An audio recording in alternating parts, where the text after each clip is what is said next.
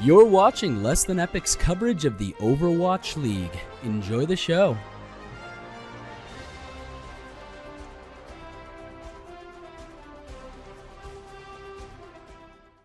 And it turns out that the trip DPS was the correct call here for Seoul Dynasty. They just go rolling right through onto the first point, cap it, and progress will begin. Although, as I say that, there will be a contest. It's not over yet because Closer has his Valkyrie, so he can come in and help out. Attire's going to come in as well, and then down goes Miro because of it. Toby using his Valkyrie way early after they killed two supports might turn out to be a fatal mistake. They'll lack the throughput, but you still have the DPS that can turn the tide here. Bunny alive, wreaking havoc right now. Bunny continues to reign, but unfortunately for him, he will get caught in the end by Birdring, and they managed to withstand the push. London Spitfire. Hello everyone, my name is Kinky and welcome to the last of Less Than Epic's Stage 1 MVP videos. Today we're wrapping things up with tanks. Tanks in Overwatch are often what make or break your team. If you don't have a main tank that is aggressive enough to create space for your DPS players to work, then you'll often find yourself losing matches. If your off-tank doesn't fight to keep your supports alive, again you'll be looking at another tick in the loss column.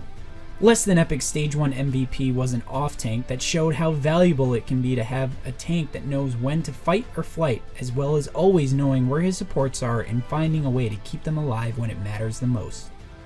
The Stage 1 MVP goes to Envy of the LA Valiant.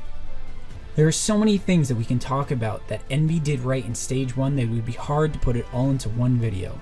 You don't see him getting the insane self-destruct kills that Poco always seemed to get, but that was because he was always busy diving the enemy team with his boosters to get a pick and retreat back to save his supports before he could be demeched. The guy was an absolute beast in Stage 1. While Envy spent the majority of his time on D.Va with over 80% of his total playtime, he also made a strong appearance on Roadhog with more than 11% of his playtime. We saw some splashing on other heroes like Hanzo and Zarya, but Envy came ready to ball out with D.Va and Roadhog week in and week out. As we've mentioned before, it's a big deal for an off-tank to be with their supports, but that's not all Envy was good at doing. Envy was also able to effectively dive the enemy backline and initiate fights with a quick pick. He ended Stage 1 with a plus 40 in the first kill differential. That's higher than some DPS players. Even the likes of Shadowburn only had plus 39.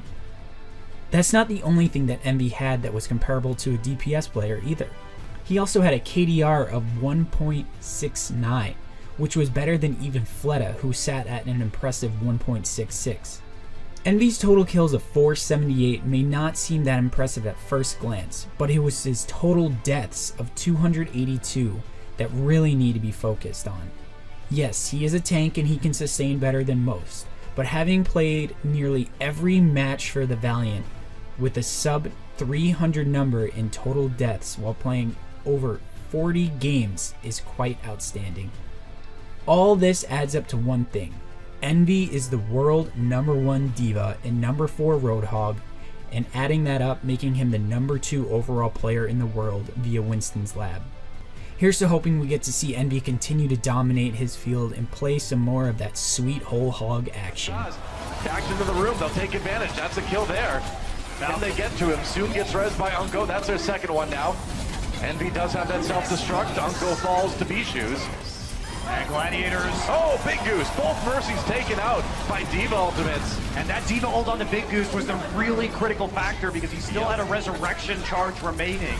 And that was after Unko had already gone down. So Valiant hitting the necessary kill at the necessary time to keep on pushing this forward. Yeah, and Remix trying to delay as long as he can, but I don't know quite how long he'll be able to do it.